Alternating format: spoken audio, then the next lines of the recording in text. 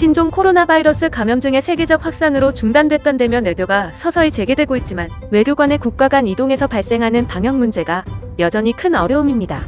그런 중에 아랍에미리트의 부총리인 만수르의 친동생으로도 유명한 압둘라 빈 자이드 알 나흐얀 아랍에미리트 외교장관이 강경화 외교부 장관을 만나기 위해 한 달의 자가격리도 마다하지 않고 여러모로 공을 들여 방한한 것이 화제가 되고 있습니다. 지난 9일 압둘라 장관은 대면 외교를 위해 한국에 방문했습니다. 압둘라 장관은 이번 방한을 위해 출국 전 아랍에미리트에서 14일 자가격리를 한 것으로 알려졌는데요. 한국 정부 방침상 입국 전 받은 코로나19 음성 결과만 제출하면 되지만 압둘라 장관은 출발하기 전 코로나19 잠복기인 14일 동안 혹시 몰랐던 증상이 있는지 다시 확인을 한 것입니다. 또한 아랍에미리트 대표단은 방한 인원을 최소화해 270여 명이 탈 수 있는 전용기에 13명만 싣고 날아왔습니다.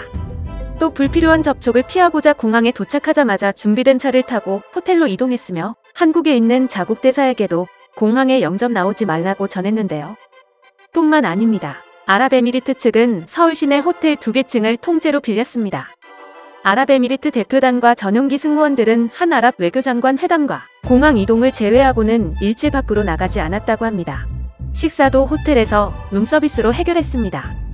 외교부는 압둘라 장관의 방한이 쉽지 않은 점을 고려해 여러 일정을 마련하려 했으나 아랍에미리트 측은 방역을 고려해 강경화 장관만 만나고 가겠다고 전하기도 했는데요.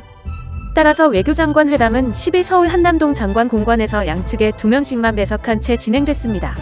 외교장관 회담이 끝난 후에도 압둘라 장관의 자가격리는 끝나지 않았습니다. 그는 귀국 후 다시 14일 격리에 들어간 것으로 전해졌는데요. 이로써 압둘라 장관은 오로지 한국 방문을 위해 한 달 격리를 받아들인 것이 됩니다.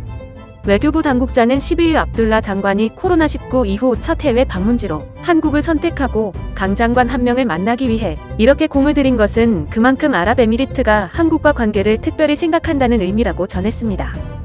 한편 압둘라 장관은 외교장관 회담에서 한국의 성공적인 코로나19 대응이 아랍에미리트의 모델이 되고 있다며 앞으로도 경험 공유 등 방역 협력을 이어가자고 했습니다. 강 장관은 아랍에미리트에 진출한 기업들의 코로나19로 인한 어려움에 신경 써달라고 하면서 아랍에미리트가 현지에서 감염된 한국인 근로자들의 치료 등을 지원해준데 사의를 표했습니다.